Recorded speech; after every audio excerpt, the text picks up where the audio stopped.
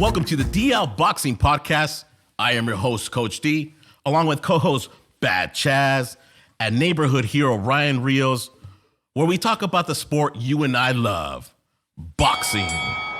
All right, guys, welcome to another episode. How you guys doing, man? Oh, excellent, man. Excited for this one, man. Yeah, man. Same. Good. How are you? Good, man. Are you guys got your Christmas shopping done already, or what? Oh, man. I got a couple more to run. Yeah. A couple more? I'm a last-minute shopper, man. Oh, man. I'm halfway there. I'm thinking I'm going to rewrap some of the gifts the kids got earlier that they don't use, man, and say, hey, Merry Christmas again. You know what I'm saying? Give them some canned food. Right? Well, guys, we're excited. We have a very special guest today. Yes, we do. Let me introduce him.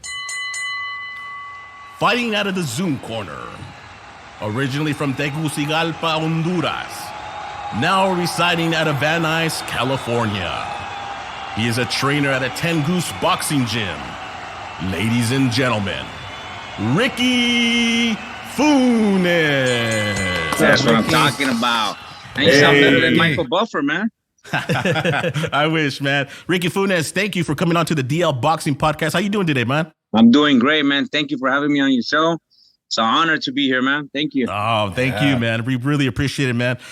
So let's get underway, man. What is some boxing news out of 10 Goose Boxing Gym that you could tell us that's going on right now in your gym, man? We had let me tell you, we just had my fighter Hamza Shiraz, who just fought 2 weeks ago. Okay. We won second round knockout. Oh, nice. He won the Commonwealth title in England and WBC silver belt, and just got ranked number 12 in the WBC, which I'm very excited for this young kid. We have my partner Joe Goosen, who has Ryan Garcia. He's getting ready to fight this Filipino. I forgot his name. Mercito Hesta. What's his name? Mercito Hesta. Is that official? They're gonna announce it soon. Okay. They're gonna announce it soon, and then hopefully get ready for Tank if everything goes well for both. Wow, amazing! And also we got Joelvis Gomez, who's an Olympian for Cuba. We got Frank Sanchez, and that's pretty much it. I started working with these Argentinian kids at my gym that came from Argentina. I'm excited to work with these, especially a 16-year-old they have. He's really, really talented. Still raw, but he has that talent, you know. Other than that, I really want to focus just on my fighter, Hamza. Wow. Okay. That's exciting, man. We'll keep an eye out on that fighter, man, for sure. Yeah.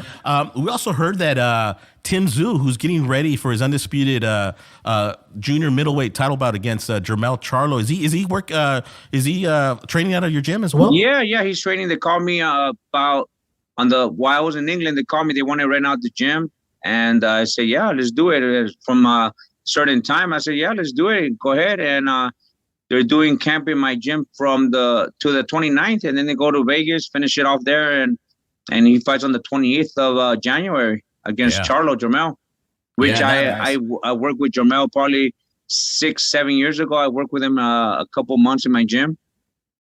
Wow, it's exciting. So what are some of your thoughts about that fight, man? How do you see Tim? Is it too soon for him? Look, I'm a fan of Charlo. Charlo is a beast. He's at a different level. I'm not sure after watching Tim Tszyu have a little bit of problems with Geisha. I don't know if he's going to be able to stand against Jermell. Jermell is at a whole different level, brother. Yeah, I agree, man. It's going to be a difficult fight for Tim, but we're going to watch it, man. It's going to be an exciting fight. You know, it's going to be very exciting. That's going to be in Vegas, actually, at the MGM. I believe the MGM. Yeah, I believe you're right. It's going to be very good. That's our first big show for the company, you know, TGB. So it's going to be good. Hey, we appreciate those letting us know what's going on in your gym. Yeah. So, Ricky, tell us the origins of how you got into boxing, how you eventually met Joe Goosen, and ultimately turned into a trainer, man. Oh, how I met Joe or how Joe met me. You know what is funny story, and I'll keep it very short because it is I was just doing that on my podcast, so I'm just throwing it out there so you guys know. Okay. I was coming out of Van Nuys Junior High, you know, in the neighborhood where I grew up. I was walking with a couple homies, and it's funny that the gym has a two-way side mirror from the inside you could see outside, and from the outside it looks like a big old mirror. And at that time I was trying to be a gangbanger. I was young. And I tagged Daffy BVN, which stands for Barrio Van Nuys, on the mirror. And like a week later, I'm walking by, a week or 2 weeks later, I'm walking by again the gym, and this big, tall white boy comes out and says, "Hey, come here." And I'm looking at him like, "What the fuck? What I do?" He goes, "You Daffy, you the one that tagged on my gym?" He goes, "No." I go, "No, I ranked out on a white boy. I punked out." And he goes, "Yeah, somebody from the inside says that you did it." And I go, no. And the guy came out, and it was Larry Lloyd, who was a former fighter who grew up in the same neighborhood where I grew up. And I've been stuck with Joe Goose ever since. And he became my teacher, my mentor. And it's been great. It's like a father-son relationship that I had with Joe during the past 36 years. That's awesome. And he took me out of the streets. I've been in and out of jail my whole life since I was a kid. And if it wasn't for him, I don't know where I'd probably be, dead. And now I'd have the recognition that I do have now in boxing, which I'm still trying to make my bones in this sport. I'm still learning. I'm still a puppy in this sport. And thanks to Joe. That's how I met Joe. Yeah, that's quite a beautiful and inspiring story, Ricky. Mm-hmm. Thanks for sharing, man. I'm going to pass it over to Bad Chaz for some questions. Hey, Ricky, man, what's going on? What's happening, man? Hey, going back to talking about, how thankful you are, to work with Joe Goose. I recently heard that, he was an inductee into the Hall of Fame. How does that make you feel being kind of part of that family? Oh, man, it's awesome, man. Being with him since I was the age of 13.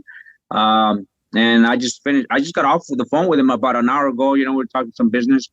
Also, we're talking about that. I told him that I'm going to fly out with him to New York to go celebrate and see him get inducted to the Hall of Fame, Oh, man, that's awesome. That's going to be just one of those experiences of a lifetime that, you'll never forget about. I'm going to be able to, God willing, if everything works out fine, I might be able to share that in the future with my family and other members and other podcast members like yourself. Yeah, absolutely, man. I would be there to support you all the way. Oh, thank you. Thank you. You know what, Ricky, like I've watched so much of your content that's on YouTube, going back, 10 years ago and stuff, whether it's, talking about, wrapping hands, and you do things, your own way, like you have your own unique style when it comes to wrapping hands, or, putting toilet paper in there, to pack them and stuff. Like I just see you doing like some off-grid stuff, man. And, or even talking about, how to build up the knuckles and stuff and using these old gardening gloves. Yeah. Is that something that Joe's passed on to you, or is that something that you learned before? I learned that from Joe, actually. We started doing that, because sometimes you have to, like, when you do your band, the Mexican hand wraps. Yeah. Sometimes you have to do a padding and all that. And Joe kind of figured out, I'm going to start using toilet paper and put a little Vaseline on the knuckles and go from there. And we started using that with Diego Corrales for the first Castillo fight, Oh, nice. Actually, no. It was for the Casamayor rematch when Joe had Casamayor. Casamayor had left Joe. Right. And we had beat... Hold on, Chico. Sorry about that, guys. We had beat Corrales on the first fight. Casamayor leaves. Corrales comes to our team. And Joe started using that with Corrales. And then I started going, okay, this is a good cost-effective of using toilet paper instead of trying to get wraps all the time, making it in a bundle. It made it easy. And using the gardening gloves, I learned that from Joe because he says this is going to prevent you. Because a lot of fighters, I used to work with James Toney, and I used to see James Toney hit the heavy bag with 18-ounce gloves and 16-ounce gloves, and I go, fuck. Then I would see Floyd Mayweather use big old padding on his hand wraps, then gloves, and I go, okay. Then I would see them with hand injuries. And then Joe says, hey, man, look, you start off slow. It's going to rip your skin. But little by little, you're going to start strengthening all your muscles around the knuckles. And I've been using that technique and that technique ever since, man. I use it on my fighters now. Yeah, man, I dig it. That's cool. Like I've never seen anybody else do stuff like that before. I'm sure there's people out there probably they just not Yeah. they don't post it or Yeah. but people say, oh, you're gonna mess up your hands when you get older, you're gonna get arthritis. Yeah. Man, it's like, everybody has a way they're gonna critique Yeah. of You're like something that it could be positive. They try to turn it into negative, Yeah. It's like damned if you do, damned if you don't. Yeah, but you know Yeah. what? I really don't care. It's been working for my fighters, and it's worked for everybody that I work with. So it doesn't really matter. Yeah, and then I watched a video too back years back when with Ryan Garcia. It's like when you guys first started working with him, prior to him going to Eddie Reynoso, you were having him hold the towel right here so that he would keep his hand up. Is that something that he's been able to maintain now? Well, I can't really say because Joe's spending more time with him, because at that time Brian used to live with me. He lived here in my townhome with me for a couple months. And at that time, I was training him before Joe started working with him.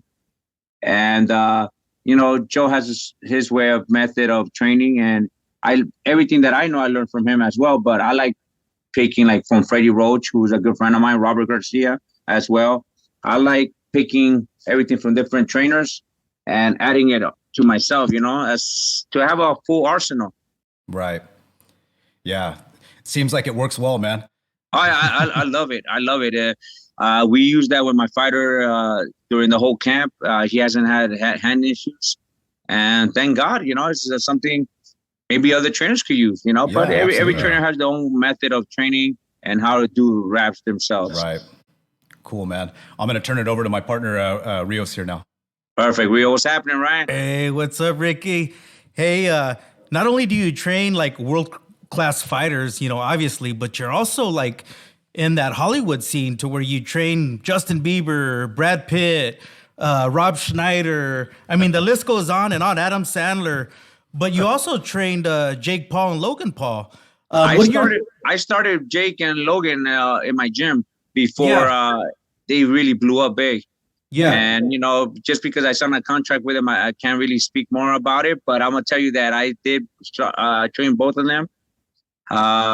First, I started Logan because he was going to fight KSI. And, trained him for 6 months. And then we just split part ways. I was going to be able to continue to train Paul, but, he followed his brother. And Paul became the bigger star than his brother. Yeah. Even though, don't get me wrong, even Logan is still a mega star in YouTube world and so forth. But Paul is doing good, man. Yeah. I remember the first day I took him to spar at Buddy McGirt's gym, and someone gave him a bloody nose, and he was just like, "Oh, bro, it goes normal, man. This is normal. It doesn't mean you got beat up. It's normal." And look where he's at now. Exactly. He's making a lot of noise. He's beating the right guys. Like we call in boxing, he has the right music in front of him, and he's beating these guys that a normal fighter that's coming up as a prospect won't be able to handle. That I believe, he's doing he has the right music in front of him. Basically, he's beating the right guys. And people say, well, he's not fighting Canelo. He's not ready for those guys. He's still a pro fighter that's trying to make his name, but he's beating the right guys. Right.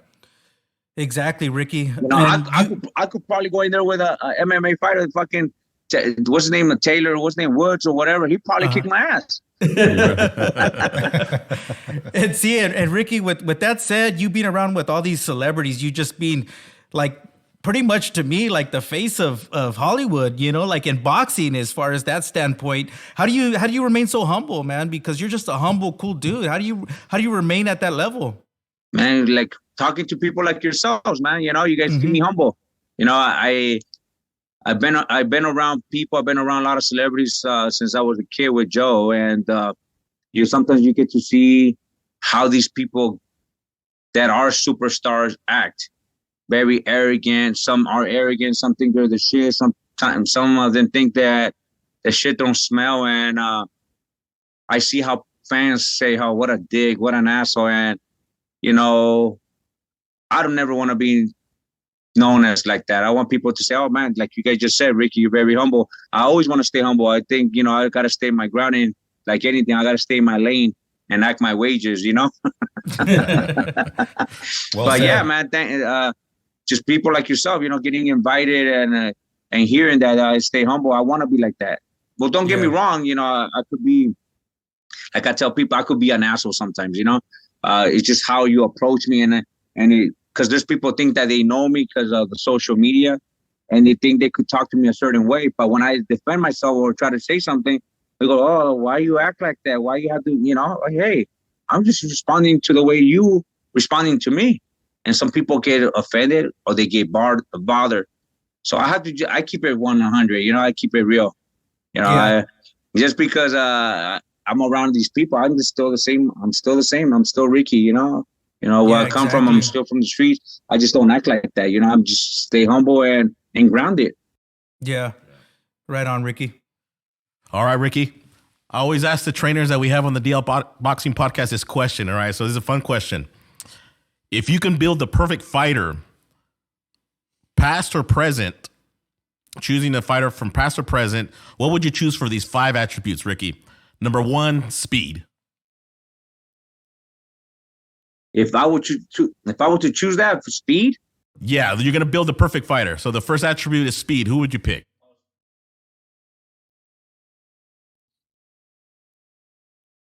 Fuck, man, Sugar Ray Leonard. Nice. Ooh, nice. Number 2, power.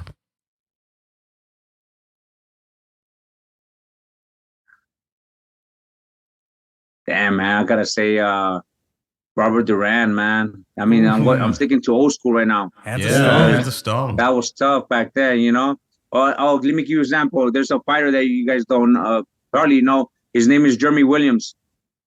He used to be a heavyweight contender out of my gym.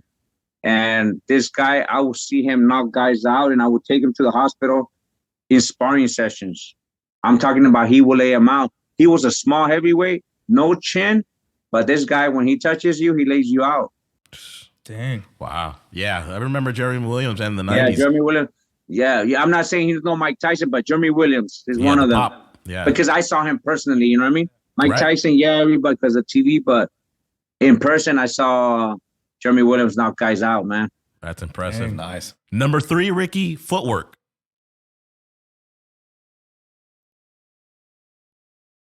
Muhammad Ali. Nice. Yeah. Number 4, ring IQ. Floyd, man.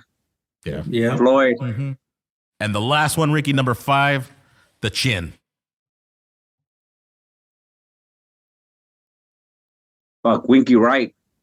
Ooh, Winky Wright, man. Hey, that's an awesome fighter. You He just saw built, Winky, Ricky. man. He would get hit. Winky Wright, man.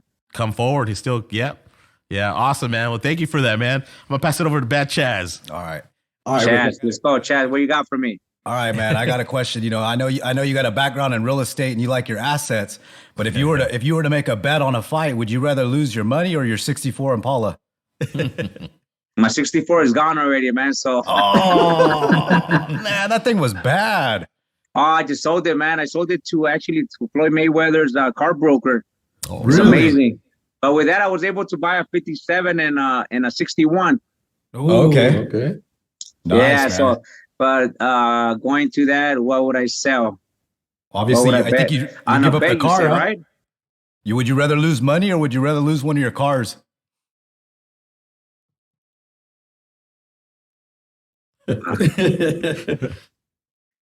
Depending how much money we're talking about. That's what I want to know. 100,000. The money. Okay. All right. Yep. All right. Good answer.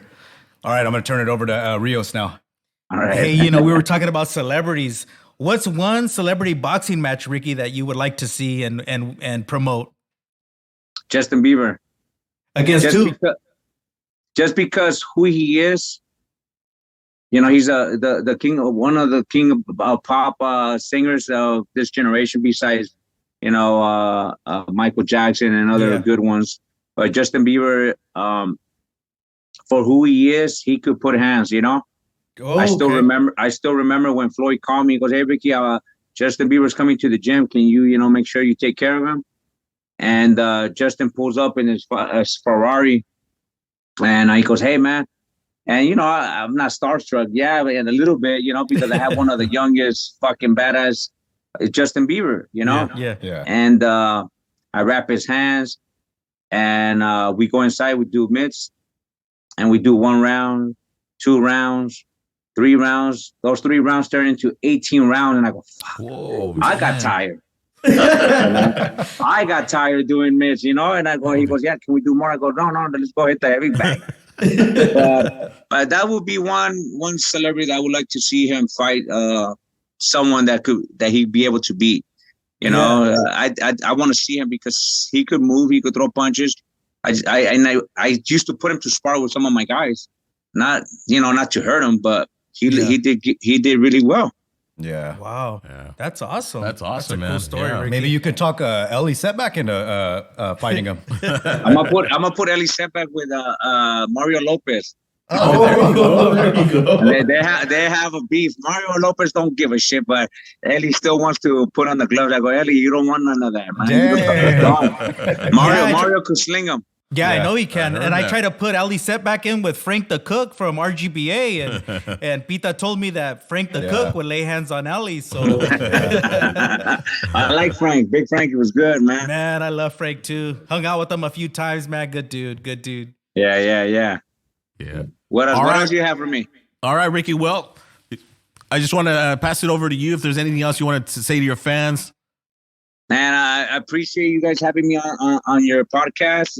Make sure you guys, everybody, your fans out there, make sure you guys tune into DL Boxing podcast. And you guys make sure that starting, I think mid-January, I have my own podcast coming on, and I want to have you guys on. But I want to have you guys, actually, we could do a Zoom call. That's pretty great, actually. Yeah. At my 10 Goose Boxing Talks. Even if you want, we'll go over there. We'll go live with you if you want. Yeah, I'm gonna do that. First I'm having Joe, and then I'm gonna have a couple other people. And as soon as I get it going, the ball rolling, I'm gonna have you guys on, man. I want to talk to all you 3 guys at the same time. Awesome. Dope. All right. Thank you, Ricky. Thank you, Ricky. Thank Hey, you. let me show you guys my 61 and the 57. Hell yeah, Ricky. Now we're talking. Heck yeah. Ricky, he's Yeah. Bad Chaz is working on a 64 right now with his father-in-law. Yeah. Who is? Chaz, he's working on a 64 right now. He'll show you Convertible pictures. hard top. No, it's a hard top. That's why I liked yours, because it was a convertible. Let me see. How do I switch the camera? It's my first time doing this, brother. Let me see. How do I do camera? How do I switch it? I think there should be it like should a just button. be a little arrow thing. It'll rotate it around. Oh, here we go. Got it. Hold on. There we go. I'll try to find a picture of this one real quick. Here's my Man. Oh yeah, that's Hell yeah. sharp, bro. Let's look at that convertible over there. Damn. Wait till you see this one. This one is gonna be one very unique 61. Dang. What do you got planned for it? Oh, bro.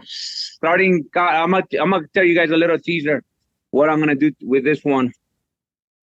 It just came from Colombia, so it has all the seals. Oh, Oh, wow. wow.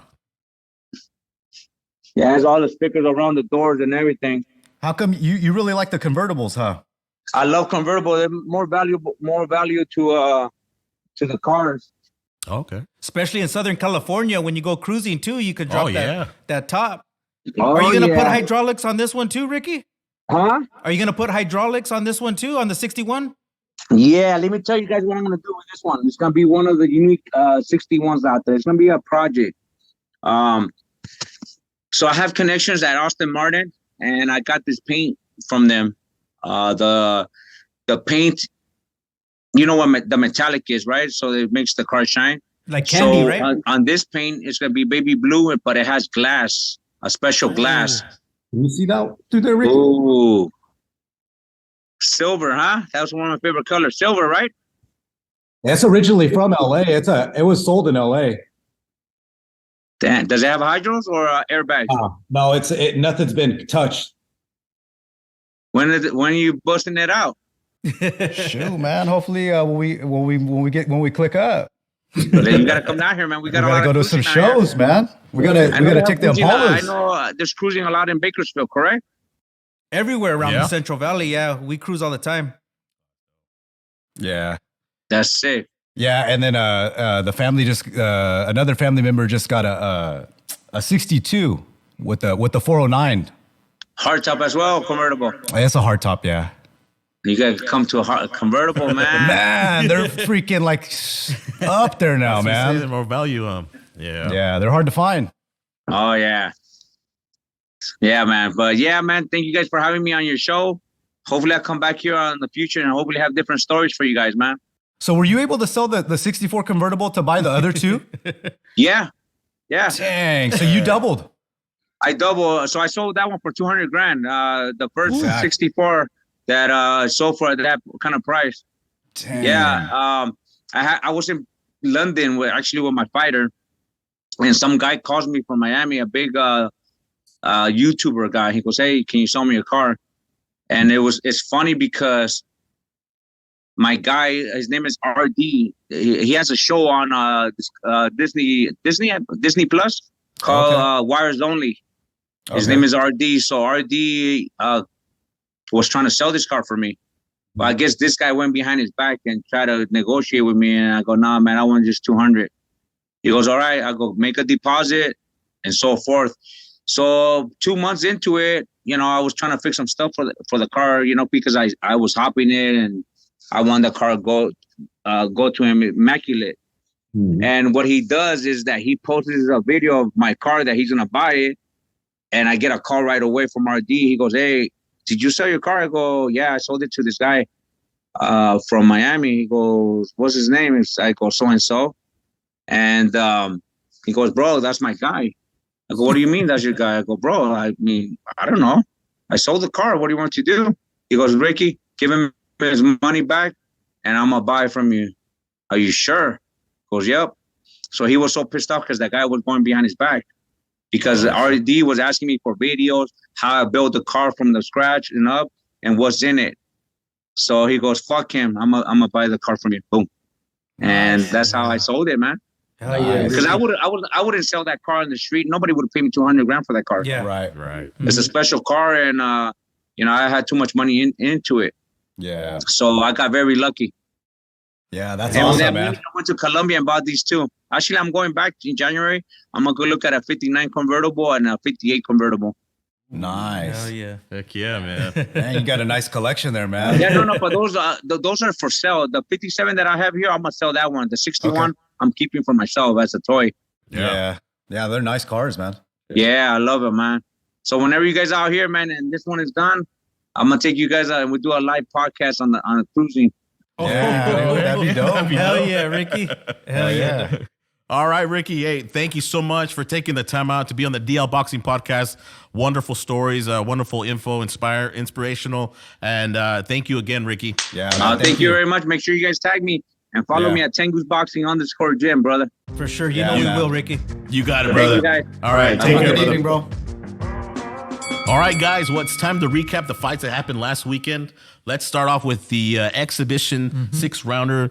The return of Manny Pacquiao. He took on DKU, earned a 6-round unanimous decision by easily outpointing DKU. He showed glimpses of his old self.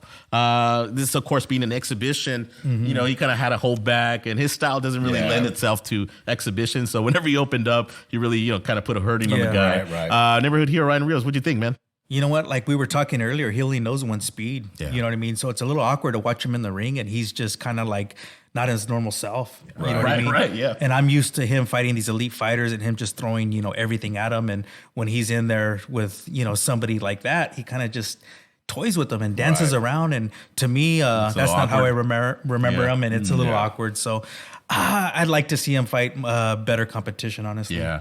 Bad Chaz, talk about, his purse, his fight purse. Oh yeah, man. I guess the earnings that he made off of the fight, he donated to Ukraine, and I just thought, man, that was such a cool way to have an exhibition. And I mean, I wish some of these other guys that are doing exhibitions would take a page out of his book, because I mean, he's just like humanitarian, man. Everybody around the world loves him, and that's an example of why. And he's just like a natural born leader. Yeah. And then, just watching the fight, I mean, anytime he stepped on the gas and started making those angles, he just overwhelmed that guy. And it was just Manny's fight. Yeah, and honestly, I think any fight from here on out Manny does, he's going to do the same thing as far as that purse. Man. Yeah, probably. And man, dude, my hat's off to him, dude. And those are the fighters. That's why we love Pacquiao, dude. And you're right. If more fighters can do that, dude, like, shoot, sky's the limit for the celebrity stuff. You know what I mean? For sure, man. So we salute you, Manny Pacquiao. Welcome back to the ring, man. We thoroughly enjoyed, and you did a very humanitarian thing, donating your purse to the Ukraine. All right, guys. Well, let's turn our attention to the ESPN Plus card, in which Top Rank featured their top prospects. Let's start off with Keyshawn Davis. He earned a 8-round unanimous decision over Juan Carlos Burgos.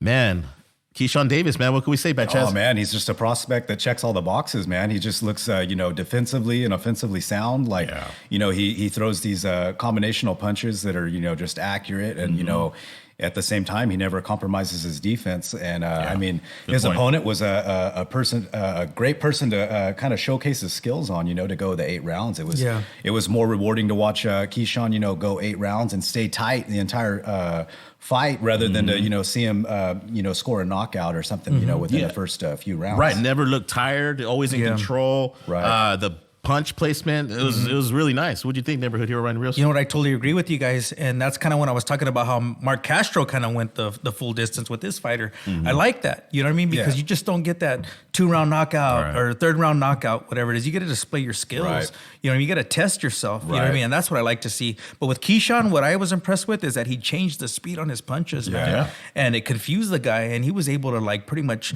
pick his shots when he wanted his shots, just because the guy didn't know how fast they were coming, when they were coming, and man, it was brilliant, dude. Brilliant. It's nice to see when you get a prospect kind of adjust well to the increasing rounds. You get a fighter that they start off with maybe 6 rounds and then they transition to 8. They usually kind of start running out of gas, and he seemed like he accepted it well, and he performed well to the increased rounds to his fight. I agree, man. Just in total command. Awesome, man. Congrats. All right, congratulations to Keyshawn Davis. Terrific fighter. Man. All right, guys, moving on to Xander Zayas. He scored a unanimous decision over Alexis Salazar. This was 8 rounds as well. Neighborhood hero Ryan Rios. What'd you think of Xander's performance? You know what? He was in there with a durable guy, dude. He sure a was. guy out of wild card. And anybody coming out of that gym is just going to be a tough guy, dude. A skilled guy, you know what I mean? But Xander, man, like, he proved that he belonged in the ring with him. You know what I mean? And he put on a good beating on him. You know what I mean? He took some shots. It was a workman's performance. Yeah, from Xander, but you know what? He earned that victory. You know what I Right. mean? And he went those tough rounds. And again, he's just going to get better from here on out. You know what I mean? So I thought it was a good performance. Again, he just can't, be knocking these guys 1 or 2 rounds. He's not going to show anything to us. So I thought it was a good fight. Yeah, he showed a new wrinkle, right, Bad Chaz? Yeah. In his ability to, stay focused for the whole 8 rounds. Yeah. Keep that body attack going. Yep. From the first round all the way to the 8th round. Any deficiencies that you may have seen in Xander's game? I mean, I think that, he just got to be kind of careful, getting caught in some exchanges, you know what I mean? Maybe some check left hooks or something, or if his opponent's, going to try to counter him, whenever he throws his cross or something. But other than that, I think that that's just kind of a normal thing, for these fighters to kind of learn, from their mistakes. Exactly. Man. But other than that, I mean, he looked great, powerful. Yeah, exactly. Congratulations to Xander Zayas on your victory. All right, guys, let's move on to the heavyweight division. We're 13-0, 13 KOs. Now, Jared Anderson scored a 2nd-round knockout over Jerry Forrest. What can we say, Bad Chaz? That one was exciting for as long as it lasts. The Grinch came in. He came into the ring and did his thing quick. Yeah. You know what? That first round, it started off and it started off kind of busy. And I noticed that Anderson, he got caught, with, several punches. It seemed like that kind of got to him. And it seemed like that last minute of that first round, Anderson just kind of threw everything he had at him, and he had 9 more rounds to go. And I was just kind of concerned that, man, he's really pushing on the gas and he's wasting a lot of energy. Right. It was kind of nice to see him, being able to have that much energy, and it was a little entertaining, to watch him overwhelm his opponent, in the first round and just start hitting him like that. But I mean, at the same time, he's going to have to kind of, you can't do that all the time, Right, you're going to have to be a little more conservative and remember your game plan and not let somebody get to you. But other than that, I look forward to watching his fights in the future, but hopefully, he can kind of maintain himself and go longer. Yeah. And while he was overwhelming his opponent, neighborhood hero Ryan Rios, he got caught. And we were talking in the last episode, about going in for the kill and then leaving yourself open. This was a perfect example of going maybe a little bit wild and wide. What do you think, man? You know what? Yeah, he got caught. Yeah, he did. Several times over and over again. Yeah. But what impressed me is that he took those shots well. It didn't seem to faze him, and he kept going forward. But who knows, like, what type of power this guy has? Right, You know what I mean? right. But yeah, you know what? You guys are totally right. Like, he's a young guy, he could take a shot. It's a young man's game.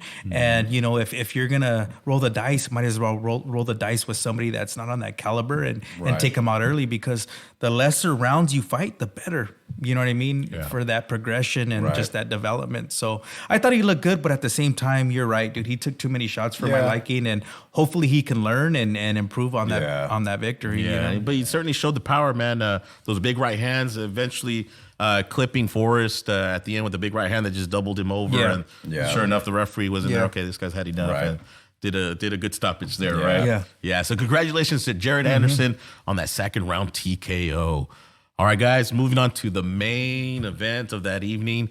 We had the return of Teofimo Lopez. He took on Sandor Martin. He earned a split decision. But neighborhood hero Ryan Rios, tell us how that bout went down, really, man. It's hard to say because I remember we went to go see Martin fight Mikey Garcia. Yeah, that's right. And it looked like the same fight to me. It looked like Martin just kind of danced, picked his shots, let Teofimo come in, caught him when he wanted. Teofimo looked flustered, you know what I mean? He looked like he was trying to go in there and try to figure out Martin, and he never did. Right. And Martin just kept catching him and catching him and catching him. And man, it was a hard fight to score. And you know what? To me, like honestly, I think Martin pulled that one off because, and the reason I say that is because that second knockdown that they called, what was it? In the seventh round, Like a slip or a fall. Like a slip or so he whatever. knocks him down in the second round, but then almost the same thing happens in the seventh round. And exactly. So that second time where he went down, that was a knockdown. Yeah, and I scored it a knockdown, and Martin won the fight on that knockdown. But again, it wasn't scored, so they gave it to Teofimo. But in my eyes, I think Martin won that fight. Right. Yeah, in my opinion, I thought Martin schooled him, just working off that back foot and just check hooking him all day, man. Yeah. Right. Scoring that second round knockdown and that seventh round where it should have been scored. What can I say, man? Teofimo was just hitting air, getting frustrated. I think the hardest hit that he landed was the big headbutt that he landed on Martin's face. Right on right square on his face. That kind of slowed him down a little bit. Broke his nose, but that was it, man. That was his head. Yeah. I didn't see anything really that Teofimo did to pull out that fight, man. Right. I think Martin was in control. He had him following him. He had him missing. Again, like I said, just he couldn't figure out the puzzle, right? Yeah, I don't know. What'd you see, Batchaz? You know what? Like you said, like it's like Teofimo, lacked some of the basics. I mean, and he was just chasing this guy down, and it's just like it's like he didn't know what to do, or where to start. And Hands down. It's like going back, to our previous episode. I mentioned, Martin probably not having the power to kind of take Teofimo, to that dark place in his mind. Well, like it's like he started the fight in that dark place. You know what I mean? Like and he could never really just establish himself. And this guy, he moved around the ring really well, Martin. And I think that, Teofimo, he could have went to just tried going to the body a little more. Right. Bullied him a little more. If you watch the beginning of the fight, whenever the ref brought him together and stuff, and he was showing them the level on the trunks, he had a lot of real estate on those trunks, more than it had appeared that he was, in the clear that he could target him and he could hit him on the top section of those shorts. But if you're watching the fight, you just see a little bit of skin. But he had more real estate there to work with than it appeared. And I just wish that he would have probably went there a little more, to kind of get this guy to slow down and from dancing in the ring and stuff, and that he could have probably had a little more leverage throughout the fight if he would have. Yeah, you're right, 100%. And you would figure that his corner would give him instructions to at least try a plan B, plan C. I don't know. I don't think his corner was able to get him there, obviously. Well, what do you think, Neighborhood Hero you know Ryan what? Rios? Now that you say that, like we were kind of having a talk about when is the time that he changes trainers? Yeah. You know what I mean? Like at some point you got to see a different style. You got to see a different like eyes. You got to have different people on your in your corner just to see different things. Different motivation. Different techniques, different styles, different sparring. Yeah. At some point at that level, man, you need that. And a lot of fighters do it, which is okay. Some fighters stick to that same trainer, but you got to go with what's best for you. You know what Did I you mean? guys hear some of the bits and pieces of advice that he was receiving? I mean, it wasn't anything specific, or it was just kind of like go after him. You need to go out there and go after him. Exactly. You need to perform. Like this guy's hurt. This guy's scared. You got him. Like misinformed. And I think that that he can make some small adjustments. And maybe like eliminate some distractions that he has in his personal life. Or at least just kind of create some boundaries. And I don't know, man. I'd like to be optimistic about Teofimo and hope that he can kind of make a return, man. Because I mean, he definitely has ability, skill, and talent. Yeah. But, Same here. I'm a Teofimo fan, dude. Yeah. But there's definitely adjustments he needs to make. And I mean, if he continues on this path, man, it's just, man, he just feels like I feel like he has some demons, in him right now that he needs to let go. And the only way you can do that is just change your surroundings, you know what I mean? And find different ways, man, because whatever he's doing right now is not working, man. Right. Yeah. And it's really back to basics, man. Cutting off the ring, using the jab, keeping your hands up, the footwork, and trying different things like you mentioned, man. And speaking of sound bites, man. Bro, do I still have it, man? You do, man. Do I still got it?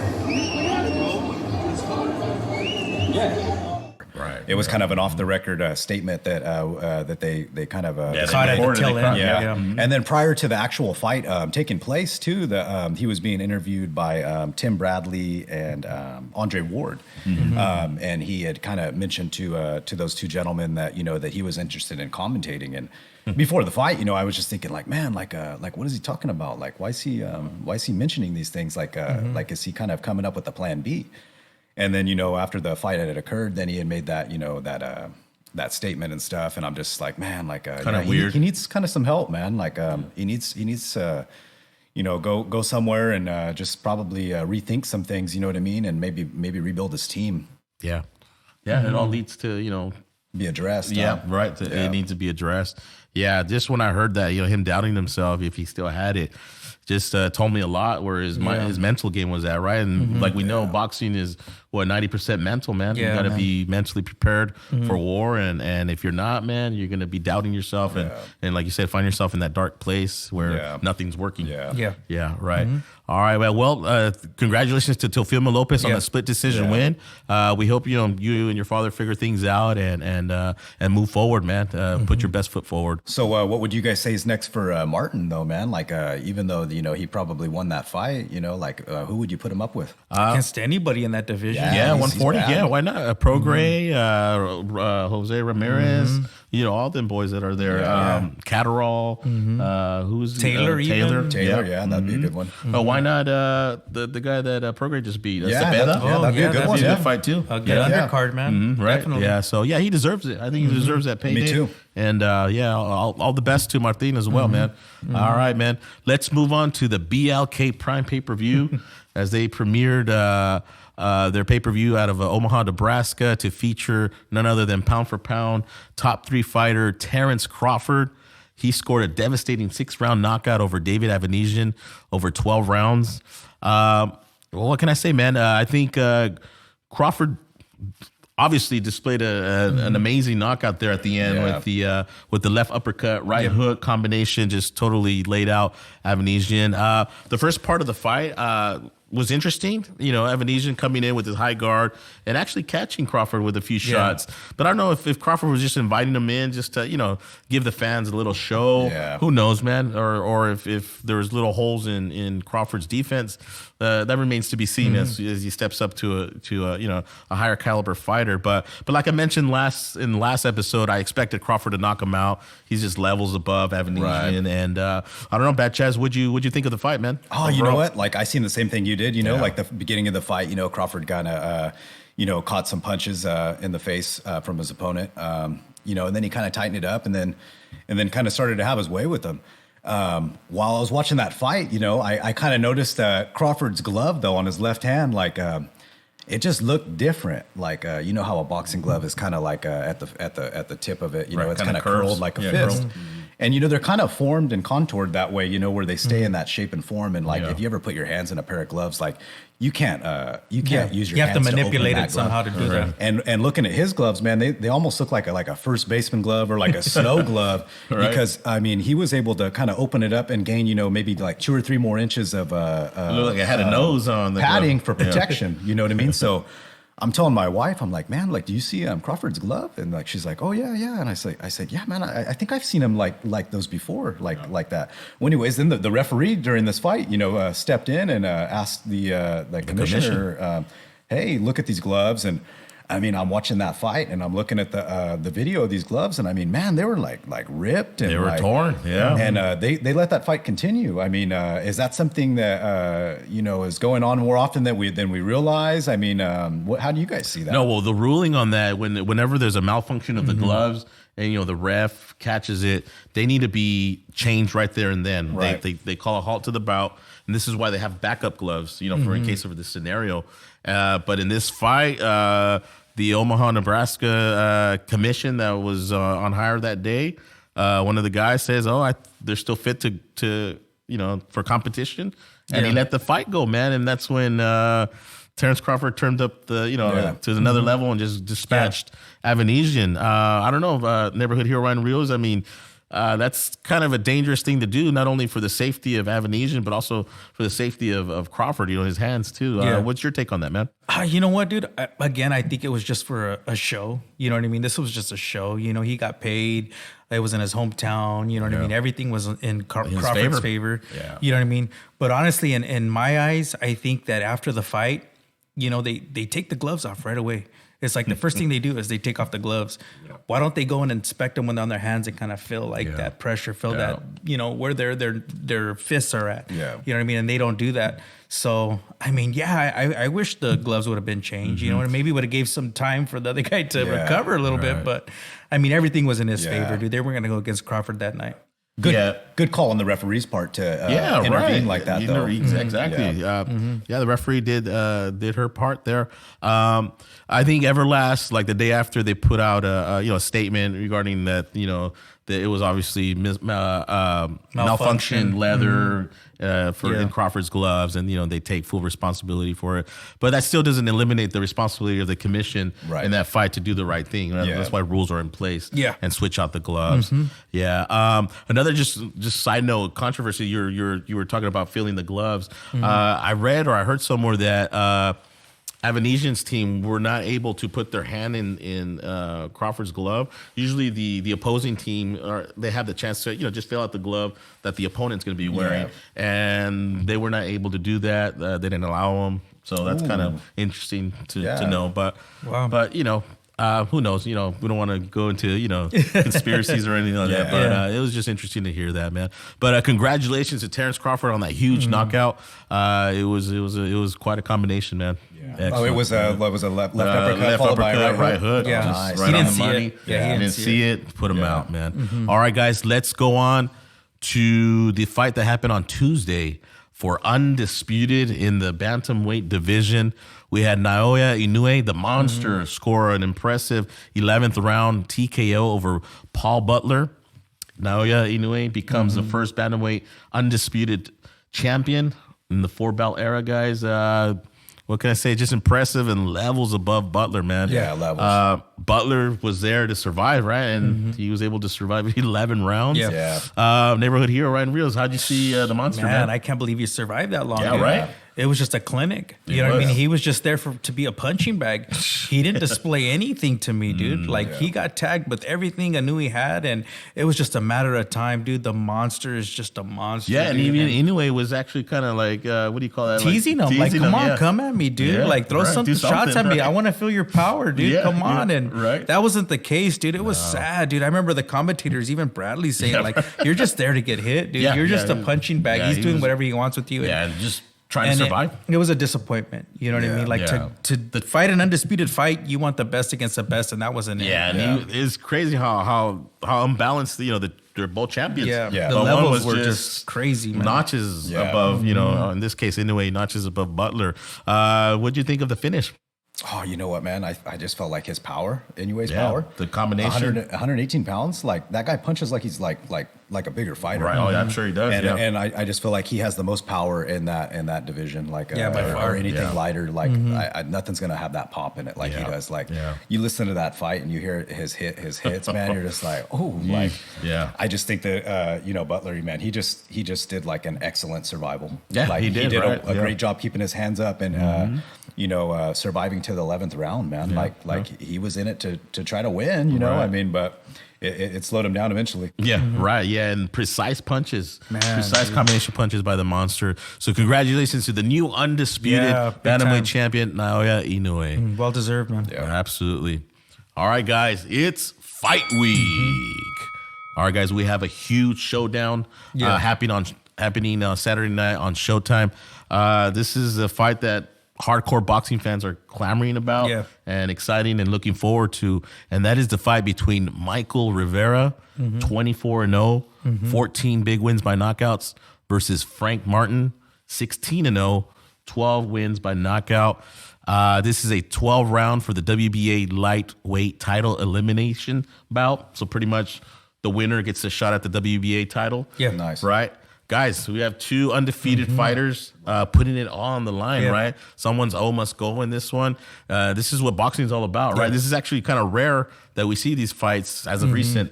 What can I say, Bad Chaz? What do you think, man? You know what, man? Like Frank Martin, he's just been somebody that's been on my radar ever since I found out that he knocked down Virgil Ortiz in the amateurs. Right. And I thought, man, Virgil's just a really tough kid. You don't hear about stuff like that.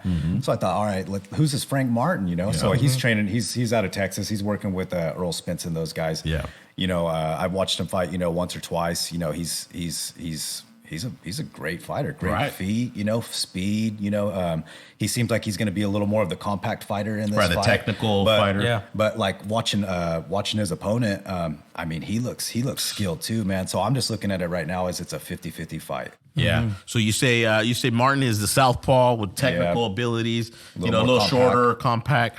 Tell us about Michel Rivera. Never heard Oh man, I just like the way he goes to the body, man. Yeah. Man, he throws these shots that are just punishing you, relentless, dude. man. And it's like, man, but like, how do you throw body shots when somebody's just so technical and they're keeping you at bay? Yeah. You know what I mean? The body, you have to kind of like dig in there, get them nice and close to the ropes, or and just dig to that body. But at the same time, Frank Martin, man, he's smart too, dude. He has an IQ. Oh, yeah. So man, like you said, and what Ricky said, it's a 50-50 fight. Yeah. You know what I mean? This would be an excellent fight to go to, dude. Absolutely. Like, this is a fight that you want to watch, dude. This is a fight that's under the radar, but man, just means a lot to boxing. And dude, it's hard to call on this fight, dude. But honestly, man, like, I would probably go with Martin just for the fact, like you said, that he dropped Virgil, dude. And we know how badass Virgil is, dude. And that's very rare to do that. So, I mean, if Martin can drop Virgil, dude, he can drop anybody, dude, in my opinion. So I say Frank Martin, dude, by late knockout. Dude. Yeah. Ooh, nice. Yeah, this is a 50-50 fight. As we stated, man, what can I say? Rivera looks relentless. He looks like he puts his punches together nicely as well. Man, this is tough for me to call even. Right. I'm going to go with Frank Martin too, man, just because of the technicality. Maybe he might make Rivera miss and frustrate him a bit. I think it goes the 12 rounds. I'm going to go out on a limb, Martin split decision. That's How about you, Bad Chaz? You know what? Just looking at the two different fighters, Hard to pick, man. I'm looking at their record and their size and like kind of looking at them that way. It looks like Martin might be a little more of the compact fighter. I feel like he might have a little more like real estate and access to do some body work on this guy. And then based on the record, it looks like he has a little more power to bring to the table. I feel like he might be able to go to the body a little bit more and kind of slow his opponent down. Whether he can get a knockout or not, I don't really know. that would be nice to see. Right. I'll probably go with Martin, by decision. Okay. Wow. And that's not to say Michael Rivera is a beast, man. Dude, he is, man. And It's so hard, man. it's so I go back and forth, but And what I like about Rivera, though, he's just old school, and he reminds me somewhat of Ali, dude. Yeah, just the right, way his hair is, yeah. dude. The way his footwork is, and I like to watch him fight. Yeah. But right now, like we've been talking about, it's a young man's game, and it's that style that makes fights. You know what I mean? And it's just styles that make fights, that technical that wins fights now. I know, dude. right? So times have changed, man. Yeah. But again, I'm looking forward to this fight, dude. I can't wait. And It's so a toss we're up. in for It treat, really is a man. toss up. It's like they're going to bring out the best version of each other. Each other, man. exactly. Yeah. The fans are winning, huh? Yeah, The exactly. fans man. are going to win 100%, guys. Don't miss this bout. It'll be this Saturday coming up on Showtime. Michael Rivera takes on Frank Martin. Somebody's must go. At 135, right? What's after that? These guys. Now That's we got right, a new lightweight. addition. Yeah, lightweight. Yeah, we'll have another emergent contender in the lightweight division, which is. But I don't even see these fire. guys contenders, dude, because, dude, these guys are just there already in my eyes, dude. This is like a title fight to me, dude. Yeah. You know? Well said, guys. All right, guys. Well, that concludes our podcast. Big shout out to Ricky Funez out of 10 Goose Boxing Gym. Thank you for taking the time out to be with us on the DL Boxing Podcast. Also, big shout out to newly crowned national champion Jackson Bowes and her team. Congratulations on a job well done. Bad Chaz. Oh, you know what, man? I just want to congratulate Joe Goosen out of 10 Goose Gym. He got inducted into the Hall of Fame, and I think that's huge. Yeah, man. that's awesome, man. So just wanted to make sure we give him a congratulations, and man, you guys finally made it. Hanford Powell, want to just give them a shout out. You know what I mean? They're real accommodating to us and stuff. Real good hospitality, and you guys are still on our radar and stuff. And we can't wait to come to the next show. 100%. Yeah, exactly. Neighborhood hero Ryan Rios. You know what? I want to give a shout out to my daughters, Layla and Soraya. They went over there to go visit Ricky and pick up some gear he had set aside for us. You know what I mean? And I thought that was super awesome. You know, Ricky was super welcoming. They really enjoyed, going over there and checking out the gym. And thank you, Ricky, for treating them well, man. I appreciate it. That's awesome, man. And with that said, we'd like to also shout out cameraman Liam, sound guy Rob. Thank you so much. Yeah, thanks, and you guys. thank you to all our fans for supporting us. Remember to subscribe if you haven't yet. Share, like, it really help our channel grow. With that said, guys, I am Coach D, along with Bad Chaz and neighborhood hero Ryan Rios, and we're out, guys.